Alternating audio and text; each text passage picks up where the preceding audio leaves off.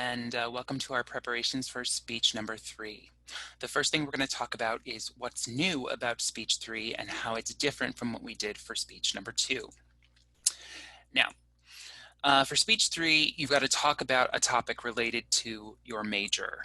So that's going to be different things for different students. So whatever your major is, that's going to determine what options you have to choose from. Now, I don't want you to think like, oh, my major is nursing, so I'm going to give a speech about nursing. That's not going to work because it's too general and it's just not going to really happen if you're that general. So better instead, if your major is nursing, to think about a specific health topic. Any health topic. You could talk about the COVID-19 pandemic. You could talk about diabetes. Anything that's a health topic will be fine to talk about. In fact, I even had one student one semester who talked about the organization Doctors Without Borders. So it can be any number of things. If your major is criminal justice, let's say, then it can be anything related to the law, to police, to prisons, whatever you want. Anything that's interesting to you in the first place. It's helpful if you know something about it already, for sure. But the key is that it's got to be something that you can search for information at the library. So just be sensitive to that as you're thinking about what options you have for the topic. You want to choose something that you expect to be able to find relatively easy at the library.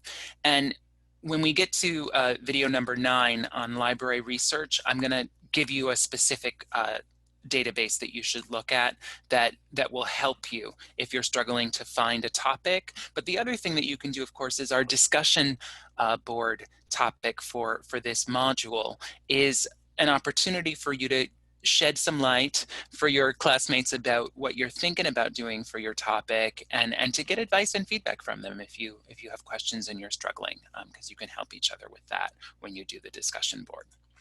Now, looking at the criteria for speech number 3, you'll see it's very similar. In fact, it's exactly the same as what we did for speech number 2. So remember, when we were preparing for that, I told you the structure for informative speaking is not going to change. And here we have it. It's those same 17 items.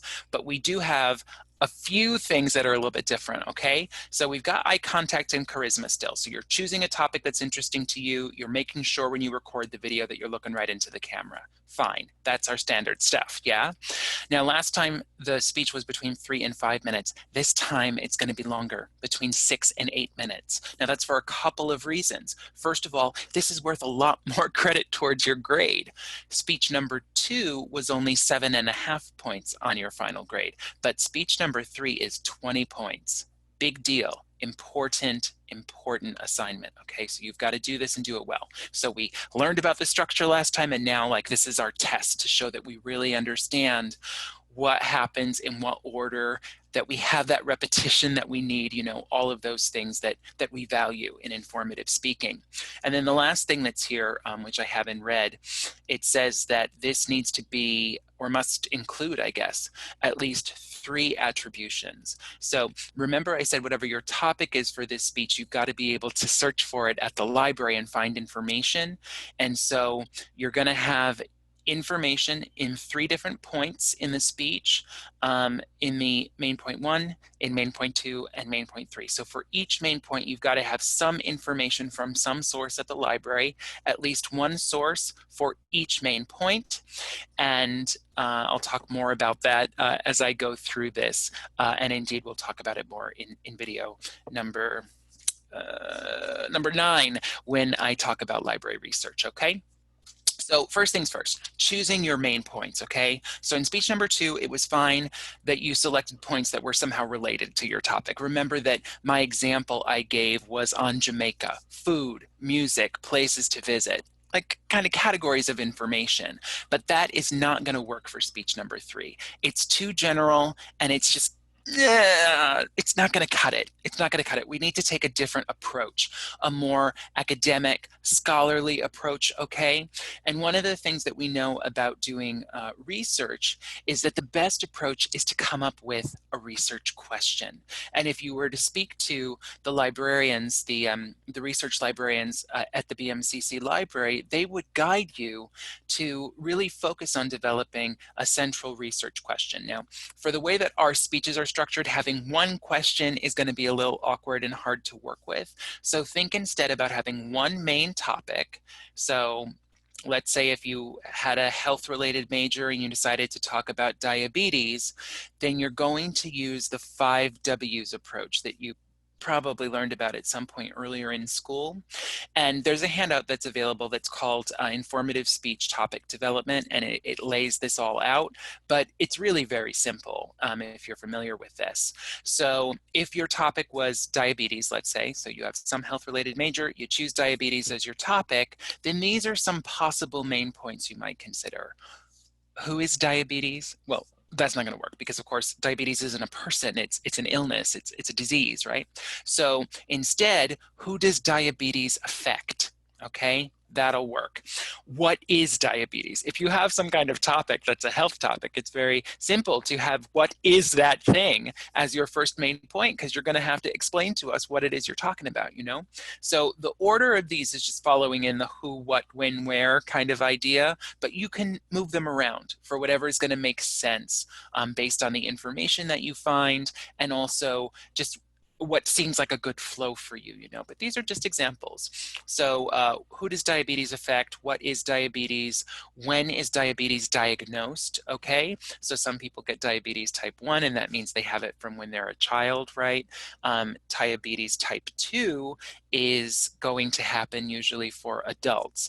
Now, some people are certainly diagnosed with type 2 diabetes as young people, and that's a big problem. That's why obesity in young people is such a big problem, right? But there are other perhaps genetic concerns and things that might make one predisposed to diabetes type 2 as well. And so as a result, that can be diagnosed really at any time in somebody's lifetime. But it is most frequently diagnosed when people are older. All right. Where is diabetes a problem? So maybe in certain communities or with certain racial groups or certain ethnic groups might have a higher propensity of diabetes. So it just depends on what kind of things you already know about the topic that can guide you in thinking about those questions. And also, when you start looking at the sources at the library, you might find that they give you suggestions too.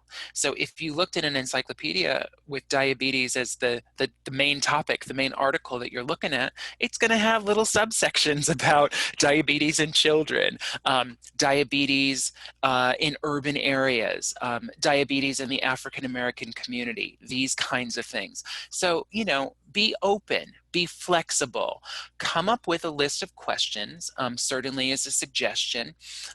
You want to make sure that they're things that you can search for at the library. So if you come up with a question and you think like, this is really like, you know, something very specific and I know something about it, but I don't know if it's going to be at the library, don't use that. Use something you know is going to be at the library. So be sensitive to that. You've seen an encyclopedia maybe in your hands, maybe Wikipedia or something. Like, what kinds of things can you find information about in those types of places? And then you're going to have to look for it at the BMCC library through their website. And we'll have another video that'll explain how to do that. That is required. You cannot use any old website, any old thing that you find online. It's got to be from the BMCC library website. I'm going to help you and show you how to do that. And also there are folks at the library who can help you as well. And I'll give you that information in video number 9. You need 3 main points, but you should have more than 3 questions in case you encounter difficulty finding information for that question. So like I would suggest going in with 5 or 6 questions already that you're thinking about as possible main points. You'll go to the library's website, you'll see what you can find. And if the first 3 questions that you look for, they work, you find information and it's going to happen, then use those 3. Great.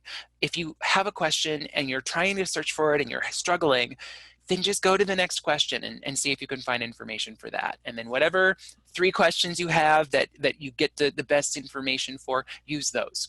Okay, use those. Just keep in mind that you need to have 3 sources, 3 different sources where you get information from, 3 different articles, 3 different books, whatever it is. And also that in each main point, you need to use information from at least 1 source. You can use more than 1 source in a main point, but then that's going to mean you're going to have more sources. So just be mindful of that. It's fine to have as many sources as you want. I don't care, as long as you identify them. And that's a requirement, okay? It would be plagiarism to not say where the information came from. And I'll talk about that more in the next video. Now here, we have to think back, what did we do when we were preparing for speech number 2? So we already have written 1 outline. Well, the outline for speech 3 is going to count as a quiz because you've already done this before. So now it's like I said, a test, you know, everything here is worth more. The outline is worth more in the speeches as well. So you don't want to make the same mistakes that you made on speech number 2 when you're preparing for this outline, since it's a quiz. So here we have this. The outline is not the same as the note cards. The outline is organized in bullet form, but it should include all the information that you plan to talk about in the speech. When I read your outline, it should sound like your speech. Now, it's bulleted, it's got the headings, it's got all those categories of information so that I make sure that you have, you know, all what were 17 different things that you had to include in the speech. Well, now it's going to be 20 because you also have to have an attribution in each main point. So a place where you identify according to the New York Times, according to the American Journal of Medicine, whatever source that you use to get information from. We'll talk more about that in video number 10, how you'll do that. But just know that in each main point, you'll identify where information came from. And you're going to see that in the example speech that we're going to look at in a minute. Now, look to the chapter or handout on the introduction and conclusion if you need help with the attention getter or power punch. So I know some people sort of struggled. Maybe on your outline you left that blank. There's no reason to do that, okay? I've posted the videos that people created for speech 2, so you can look back at what other people did for their attention getter and for their power punch if you're unsure, and just look to that chapter or that handout for ideas on how to do the attention getter and the power punch if you're struggling with that. The other areas to look at for the outline, of course, is that in the introduction, you've got to address credibility. You have to tell us why you know about this topic, okay? It's going to be something related to your major. So like, I'm studying this in school right now. I've decided I want to be an early childhood educator, and so I'm going to talk about child development. I mean, those kinds of things are helpful. Also, you have to do research for this assignment. So you can tell us that. I did research, and I'm going to share some of what I learned with you today. Okay, those kinds of things. The next piece here, tell us stories. So in your examples for each main point, it's better to tell stories. They bring the subject to life. So in the body of speech, we do not want a list of facts. Do not give us the Lisa Henry timeline version of an informative speech. We don't want that. It is not helpful. We are not going to remember all of those facts. Okay, so just a few facts when you explain something, and then tell us a story about it. Tell us about someone who has diabetes, someone who was diagnosed with diabetes. Tell us what the treatment was like for that person. If you had the unfortunate bad luck, I guess, to know someone who's passed away from diabetes or something, you can talk about that struggle that they had. You can talk about the medication that they had to take, these kinds of things. You know, those are stories you can share in the speech. And keep them short. It's 6 to 8 minutes, so it's longer because you've got more information, of course, but even still, like 2 minutes for each main point is more than enough. So don't overwhelm us. 1 minute for the introduction, 2 minutes for each main point, 1 minute for the conclusion. You're at 8 minutes. You're good to go. All right. And then the last thing here, it says you have to have a works cited list. This again is to avoid plagiarism. You've used sources. You will have used sources for this speech and preparing the outline. And so you've got to list what those sources are. And that'll happen in the works cited at the end. We will talk about that in video number 10. Okay. So just reminding you there, we've got all of the parts of the speech, and that's as they are. Following along just what we did last time for speech 2, it's longer, 6 to 8 minutes, and you've got 3 attributions, okay? Now, let's see this. We're going to watch a sample speech that is by a gentleman whose name is Donyae Lewis, and he is going to talk about glaucoma, which is a health topic, okay? And you're going to find that in this video, he does just an amazing job. There are just a small handful of things that he doesn't do in the speech that we're required to. We're supposed to have a visual aid. We're supposed to have note cards. So he doesn't have those things because he knows this speech really well. And he was presenting it at a competition. And so as a result, in the competition that he was in, you're not allowed to have all that stuff. You just have to speak. So he does that. And aside from that, there's only one thing in our list of 20 things that you have to do in the speech. Only one thing he doesn't do. So I want you to try to figure out what that one thing is. As we've done before, focus on what is his topic, what are the 3 main points. So you know it's glaucoma, so what are the 3 main points he's going to have? How does he establish credibility? Look for that. How does he integrate research into the speech? You'll listen to that because he does a just amazing job of that. And also what's effective about his presentation. Okay, this is a favorite speech of mine, and I think in the past it's been one that the students in this class have really enjoyed. So have a look, and we'll talk about it after. Bye-bye. And here's your state champion in informative speaking, Donyae Lewis.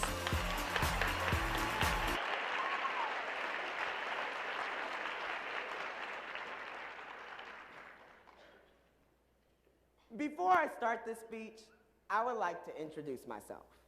My name is Donyae Lewis. I'm 16 years old, currently in my junior year in high school, and I'm also blind out of my right eye. I'm sorry. Let me explain that last part. I was born with a disease called glaucoma. The severity of this disease is what caused me to lose vision in my right eye. But I don't want you guys to think this is a pity party. Glaucoma actually has its perks. I don't have to use Scantrons on tests. I get all the notes in my classes before anyone else, and I get to use the Flash Pass at 6 Flags. So you know who to call. But the one thing that bugs me about having glaucoma is I always have that one friend that says, "You have glaucoma? That means you can smoke weed in California." The reason I get mad at this statement is because, one, drugs are for thugs. And the other reason is I'm disappointed that the only thing my friends can tie in with my disease is getting high. But it's not just my friends. In general, people in America don't understand glaucoma and its severity.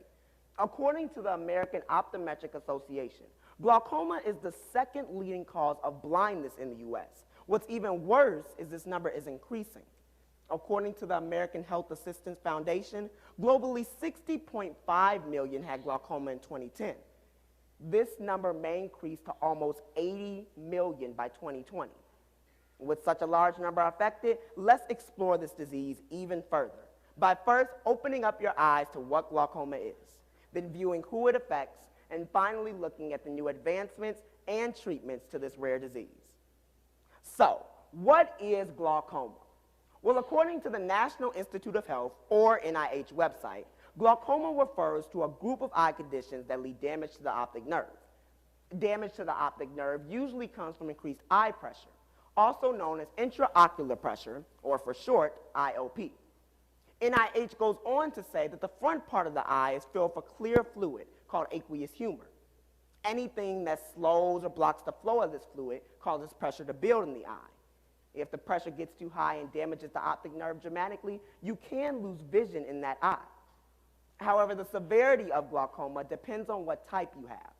The previously mentioned source states that there are 4 types: chronic, acute, congenital, and secondary. Well, sounds more like geometry than a disease, right? Well, let me explain these types briefly. Chronic is the most common type of glaucoma. The problem with this type is that the cause is unknown and there are no symptoms. Therefore, it's hard to prevent and cure. The next type is acute. This occurs when there is a sudden block of fluid in the eye. Unlike chronic, which is painless and damages slowly, acute is quick and causes a painful rise in pressure of the eye. The next type we will discuss is the one I am diagnosed with, congenital.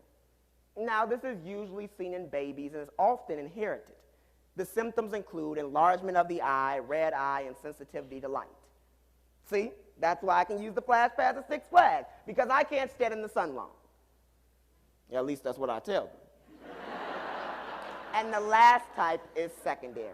This occurs when there is any type of harm or injury to the eye.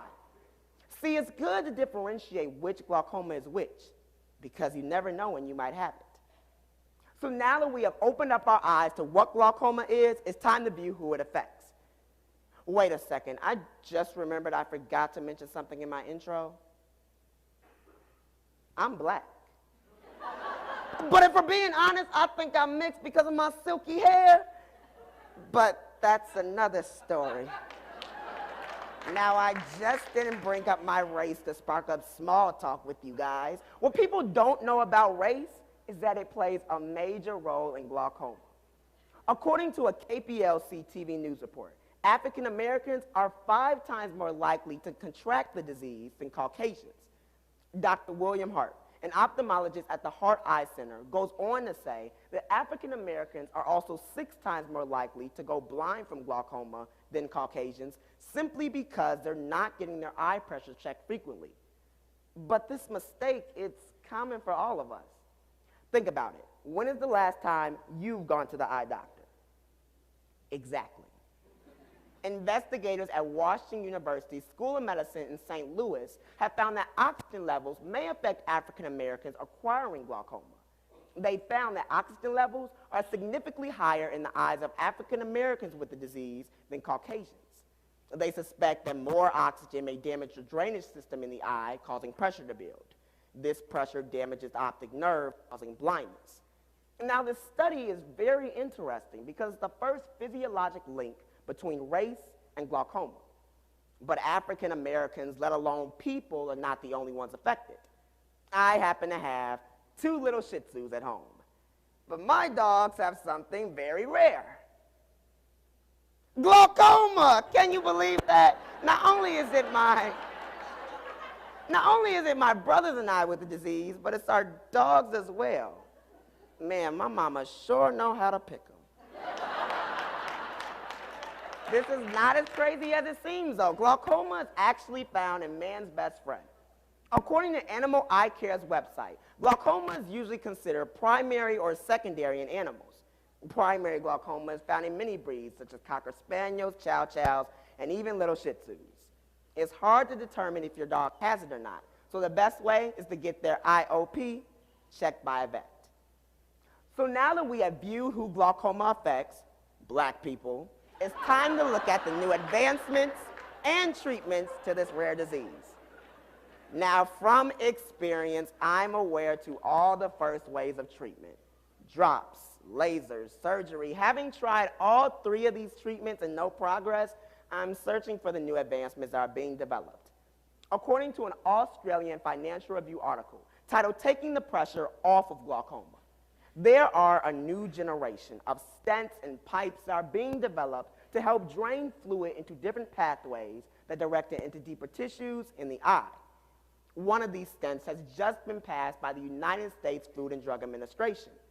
It was passed after a study showed that 68% of patients dropped to their target pressure a year after this stent was implanted. It's called the in-stent. But stents and pipes are not the only new advancements. Scientists at Washington University School of Medicine performed a study on mice and devised a treatment that prevents the optic nerve injury in glaucoma. This treatment deals with something we all are familiar with: stress. Jeffrey M. Gaudet, associate professor at Washington University, and others have shown that the right kinds of stress, such as exercise and low oxygen environments, induce a change in cells that make them more resistant to injury and harm. When scientists exposed mice to low oxygen environments repeatedly, they found that the stress of the environment produced a response called tolerance. This response made nerve cells in the eye less resistant to the optic nerve injury. Now, who would have thought that simple things such as stents, pipes, and even stress could help cure a rare disease? So, for all my friends out there who still think marijuana is the way to go when it comes to glaucoma, listen to this. The Glaucoma Research Foundation reported that while smoking marijuana does lower your eye pressure, it also lowers your blood pressure, which reduces the blood supply in the eye, damaging the optic nerve. So you're actually making the disease worse. As for me, I'm dealing with the disease pretty well, and I'm learning new things as the years go by. After opening up your eyes to what glaucoma is, viewing who it affects, and finally looking at the new advancements and treatments, hopefully you can understand why I see the world differently.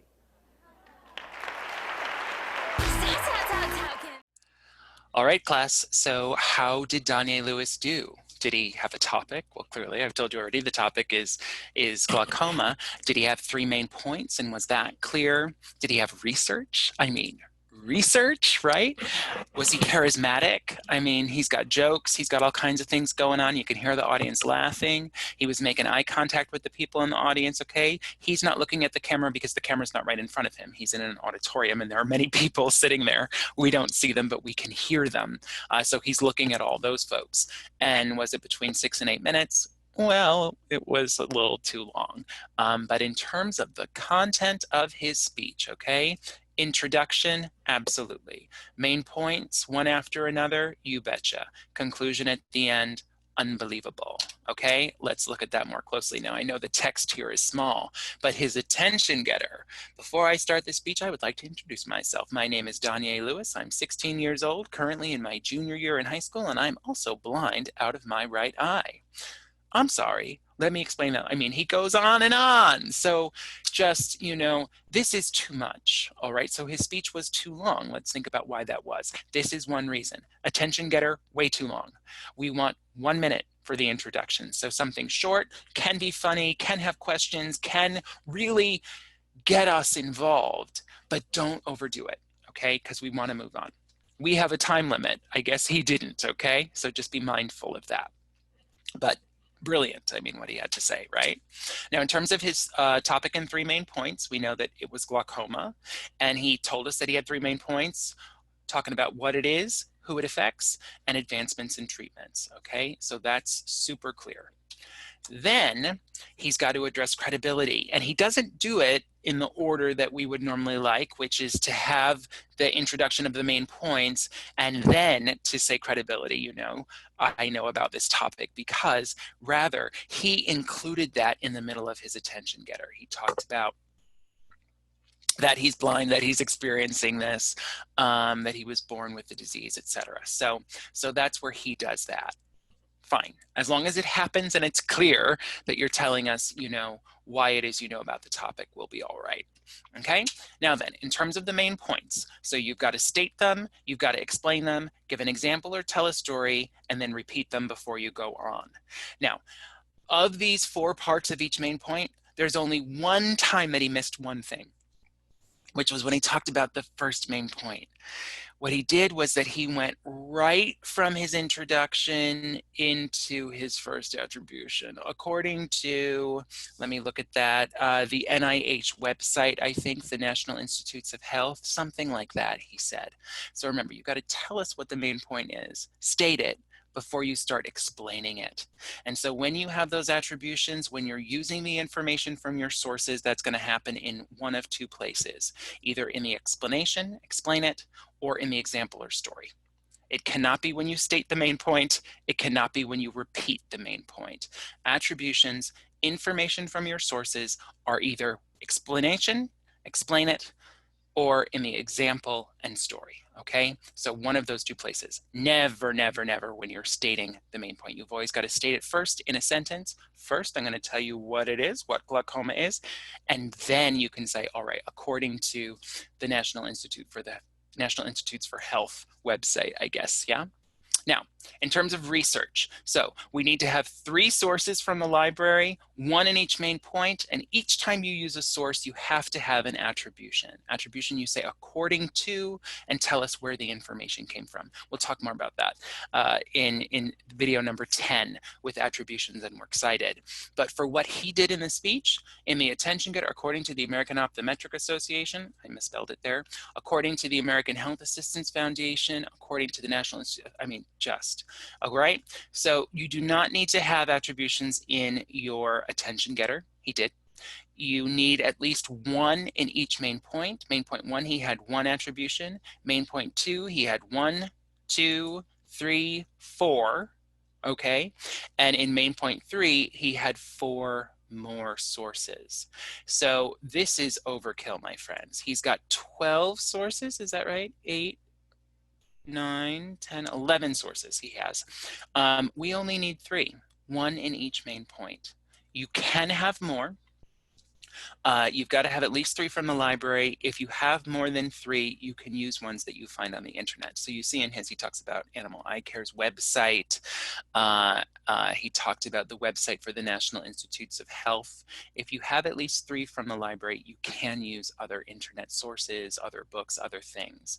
But at least 3 of them have to come from the BMCC library. And I'll remind you of that in the next 2 videos. All right. After he's done with all of the content of the speech, he's then got to do his conclusion. So there he needs to review the topic and the 3 main points, and he needs to address his power punch. So what I recommend, today I told you 3 things about my topic. I talked about blank, blank, and blank. He does it in a very clever way. After opening your eyes to what glaucoma is, viewing who it affects, and finally looking at the new advancements in treatments. So that's very clever. Just remember to tell the topic first. Okay, so we talked about glaucoma, and after opening your eyes to what it is, okay, so just remember, state the topic first, then list the 3 main points. You can do it in my dry, sad way or in Donyae's clever way, whatever you like, as long as you clearly state the topic and then list the 3 main points, okay? And they've got to be, remember, in the same order that you introduced them and the same order that you talked about them. Then you're going to wrap it up with your power punch, which he does. Hopefully you can understand why I see the world differently. Brilliant. Simple, effective, done. All right. In terms of the speech, he's got most of those things. As I pointed out, the only thing in that list of 17 things that you have to include content-wise that he's missing was stating main point 1 before he started explaining it. And then you've got those 17 things and then 3 more, which are the 3 attributions. And he had way more than 3. So good going on him. Now, next, we've got to look at another example. So we're going to see a video that is by a gentleman. He is doing a presentation at a different festival. His was on the topic of villains. And in his festival, he's allowed to use visual aids. So you'll see he's got some posters on easels, you'll see. And so in this video, the same as we did last time, all right? So what's his topic and the 3 main points? How does the speaker establish credibility? How is research integrated, because that's a requirement for this speech, and then also what's effective about it. So have a look, and then we'll talk about it after, okay? Bye. A dark, cloaked figure growls a command and turns away. With a malicious grin on his face, he leaves the poor damsel strapped on the railroad tracks. A laugh, like nails on a chalkboard, sends chills down the spines of his cronies. For that could only be one sound. The sound of an evil man with an evil plan. Who is this man? Clearly, he's the villain. Villains have long been entrenched in our culture.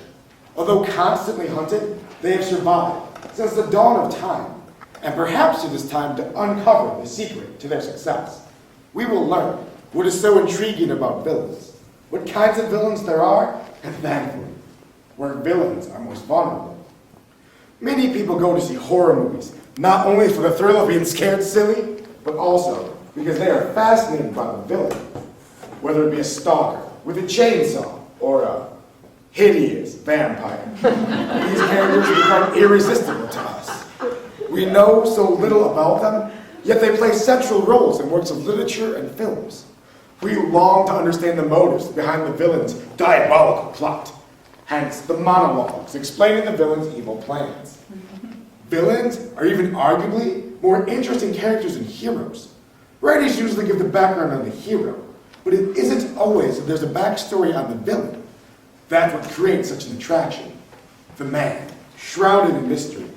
The woman, nobody really knows. Our natural impulse is to be curious. But going even deeper than our fascination with villains, we have an unexplainable need for them. Psychiatrist Carl Jung once said, "The shadow is the seat of creativity." What Jung means with this quote is that we all have our own personal dark side, which he calls the shadow. And this shadow naturally comes out when we create villains. Furthermore, when reading a book or watching a movie, we subconsciously look for these characteristics in the villains that are portrayed. Actor Russell Crowe once said, "I like villains because there's something so attractive about a committee person. They have a plan, an ideology, no matter how twisted, they're motivated." This brings up another interesting point about villains. Some of us may have a grudging or even open admiration towards the commitment of a villain. There's something inspiring, yet dark, about the focus the villain has on his or her goal. Now, there are three main types of villains. Those driven by a need for power, those who have a mental flaw or quirk that makes them violent or sadistic, and a few who are only villains because of the circumstances surrounding them. The stereotypical villain is a power-driven one. These villains have only their own motives and few, if any, morals. Megatron, leader of the Decepticons, is a primary example. As a Transformer, Megatron, a disciple of the Fallen, already possesses the ability to transform into multiple different pieces of armed machinery. But he also seeks the power of the Cube and of Earth's Sun, both of which give him the power of Energon. Energon being the primary life source of the planet of Cybertron, so the power of Energon has equipped enough Megatron for the planet of Cybertron to create life. You got all that? Megatron wouldn't mind destroying all of human life in order to accomplish his goal of taking over the entire galaxy. Another villain, led by his need for power, is he who must not be named, Lord Voldemort. He's a dark wizard who wants to conquer death itself. He even splits his soul to gain that ultimate power. Voldemort garners many followers, one of whom is Bellatrix Lestrange. Unlike her master, however, Bellatrix is categorized as an unstable villain. Unstable villains are sadistic, or possess an extremely violent mentality of some sort. They are hard to predict, which makes them more dangerous. Bellatrix goes out of her way to torture others, and in her opinion, lesser beings. Batman's longtime nemesis is another unstable person, albeit a clever one. He once said, "You see, madness, as you know, is like gravity. All it takes is a little push." The Joker kills on a whim, and the only person he will not kill is Batman himself. The Joker's ultimate goal is to show Gotham City that anyone can fall to his level. He turns Harvey Dent, a popular lawyer, into the dreaded Two-Face by manipulating Dent through certain tragic events in his life. Two-Face, however, isn't an unstable villain. He is, like many others, a victim of circumstance. Circumstantial villains may have been good, ordinary people, but were pushed to villainy by the situations they found themselves in. These are also the villains we may end up feeling sorry for. Gollum from Lord of the Rings is a good example. Starting his life known as Smeagol, the unfortunate hobbit fell prey to the one ring of power, filled with menace that came from the ring. Smeagol was driven away from society for killing a fellow hobbit. With no one to care for him, or for him to care about, he became evil and developed his alternate personality, known as Gollum. But perhaps the most well-known of circumstantial villains is Darth Vader. Anakin Skywalker felt he wasn't afforded enough respect. He also desperately wanted to save his wife and future children. With that in mind, he went the only way he felt he could, to the dark side, and his new persona, Darth Vader. He became an iconic villain, a very menacing figure, and few could stand against him. In the end, however, villains aren't indestructible. They do have chinks in their armor. Sometimes these weaknesses can be hard to find, and even harder to exploit. But if you look hard enough, certain flaws tend to come through. Circumstantial villains are the easiest to deal with. For instance, Darth Vader's weakness was seeing his son, Luke Skywalker, being tortured. Dr. Seuss's Grinch is another excellent example. Isolated and left to the cold, the Grinch hates Christmas.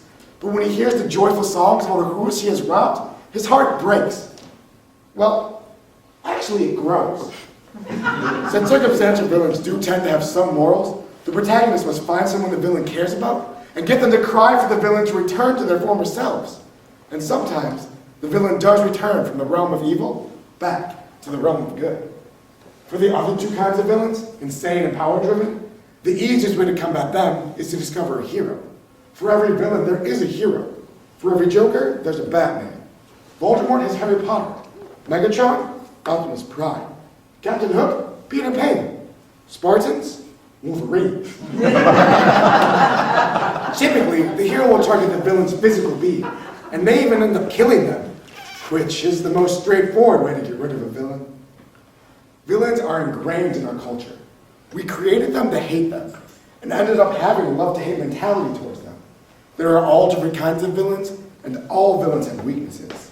So the next time you see that hooded figure, that mysterious shadow, or that woman strapped on the railroad tracks, remember this: the villain is something we cannot live without.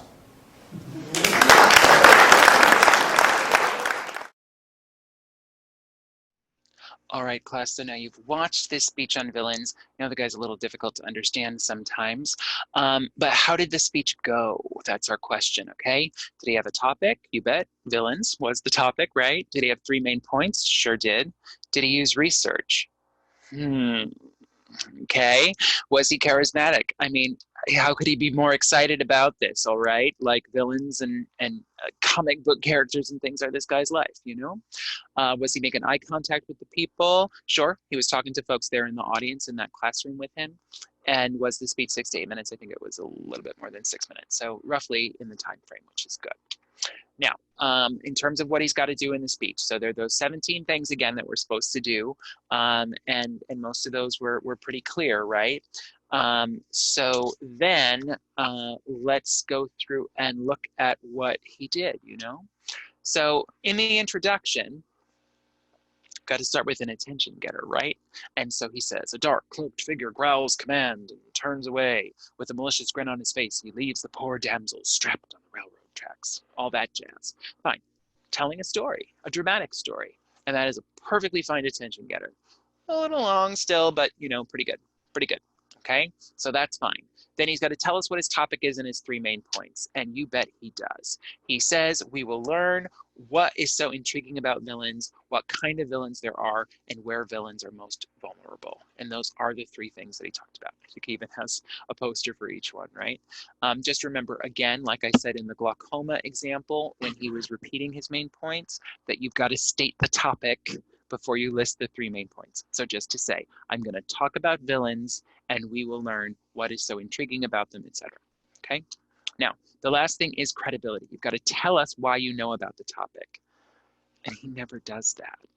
Now, of course, we watched the video, so we know he's very interested and animated and excited about villains and comic book characters and all this kind of thing. But he doesn't tell us that. He doesn't tell us, like, I'm a big fan of movies, or I'm a big fan of comics, or I really love villains, or whatever it is. He doesn't tell us. Just like, remember Lisa Henry, crazy talking about Oprah Winfrey. You've got to tell us why you know about that topic, okay, before you start talking about it. Remember, for you, your speech is going to be somehow related to your major. If your major was film and TV, talking about villains would be fine, okay? So just choose something that's related to your major. You'll be all set. Now, in each main point, we've got to state it. We've got to give it explanation, an example, and repeat it. So sometimes he's clearly stating them, sometimes he's not. It's all a little bit of a mush. He just keeps talking, and he talks very fast, right? Each of his posters has a title on it, and the title is related to what the main point is. For this, what's so intriguing about them, we get a sense of that, but what kinds of villains? He had 3 types of villains there, you know?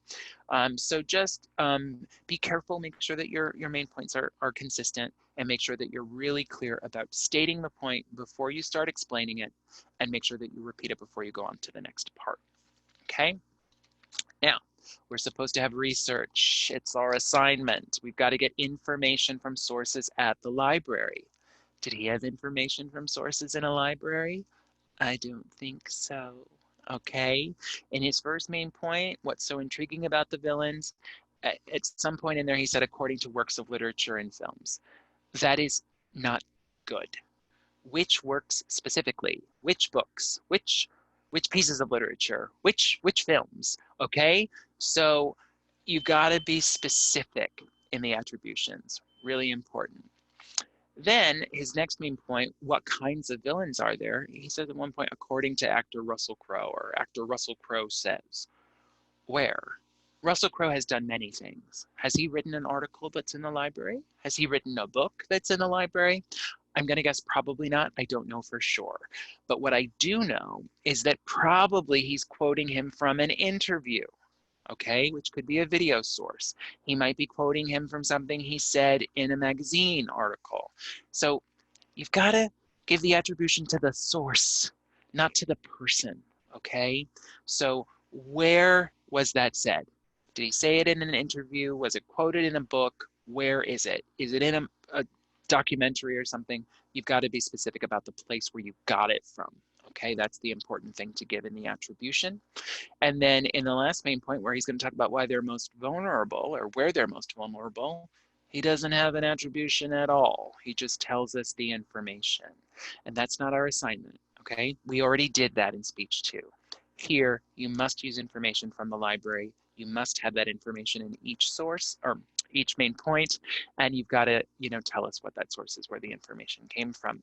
Now, let's remember what Donyae Lewis did. I mean, he had 11 sources, right? All of them were stated very clearly where the information came from. Some of them were from things you could get at a library. Some of them were not, but you need to have at least 3 from the library, okay? Now, going on. In his conclusion, he's got to review the topic and its 3 main points, and it needs to have a power punch. So in the end of his speech, he said this: villains are ingrained in our culture. We created them to hate them, and that is having loved a mentality towards them. Something's wrong there in the transcript. It's hard with these transcripts from YouTube. There are all different kinds of villains, and all villains have weaknesses. Yeah. Just tell us the topic and the 3 main points. Say them exactly the way that you introduced them and the way that you talked about them in the speech so that we're not confused. Okay? Today I told you 3 things about villains. I told you what's so intriguing about them, what kinds of villains there are, and where villains are most vulnerable. That's what you've got to do. All right? Then after that, power punch. At the end of his speech, he said, so the next time you see that hooded figure, that mysterious shadow, or that woman strapped on the railroad tracks, remember this: the villain is something we cannot live without. Perfect, perfect, perfect, perfect. And so that was connecting to the way he started the speech with the attention getter, right? Creating that picture of what the villain looks like, etc. So in terms of the speech, roughly, it's kind of in good shape, I suppose. Remember that you've got to be saying the main points the same way each time. Always use the same terminology so that we're not confused, and make sure that you have attributions from library sources, because that's the stuff. All right, that's the test. Now, what are we going to do next? You're going to work on the Module 7 discussion. So that's where you'll have an opportunity to tell the folks like what you're thinking about doing for your speech, what topic you're planning on, what main points, what are those 5W questions that you're thinking about using, that's related to your major, and then giving feedback to each other. And if you need help, just say like, I don't know what to do. This is what my major is. My major is undecided. What do I do? If your major is undecided, you can do anything you want that you feel might be related to a major you might be interested in. So maybe you're not sure yet, but what are you going to do? If your major is liberal arts, what are the liberal arts? The humanities, music, literature, painting, art, any of those kinds of things. You have a lot of flexibility if that's your topic. Okay, so whatever it is that you're interested in that made you decide to do liberal arts, it's probably what you should do your speech about, okay? After you're done with the discussion talking about your major, you should watch the video about library research for presentations. So I'm going to go through very detailed, looking at the BMCC library website as it appears now as I'm making the video, and showing you how to go about finding those sources and how to log in and all of that. Now, then you're going to read just a brief outline that I have of those notes, reminding you of the important parts so that you're able to do the research on your own and find the answers to your questions. Then you'll look at video number 10, where I will explain about the attributions, because they're a little more involved. There are very specific things that I want you to do in the outline and in the speech. And so I'll identify what those things are and give you an overview of the works cited list and how that should appear. Then there are handouts for those as well that tell you exactly what to do, and you'll do your best. We're going to do it again, these attributions and works cited list for the midterm. We're going to do them for speech number 5. We're going to do them for the final. So the idea is that each time we do it, you'll get better at it, and hopefully by the end of the class, you'll feel better about it, okay? But it's okay if you make mistakes now. I'll correct them for you and help you out. And then the last thing that you're doing for this module is that you've got to do the outline, and the outline counts as a quiz. So everything we're doing in this module is preparing you to get that outline done, and then I'll get feedback to you. Okay, so I will see you in video number 9, talking about the library research, and you should start thinking about your topic. Okay, take care and good luck. If you have questions, please email me. Bye-bye.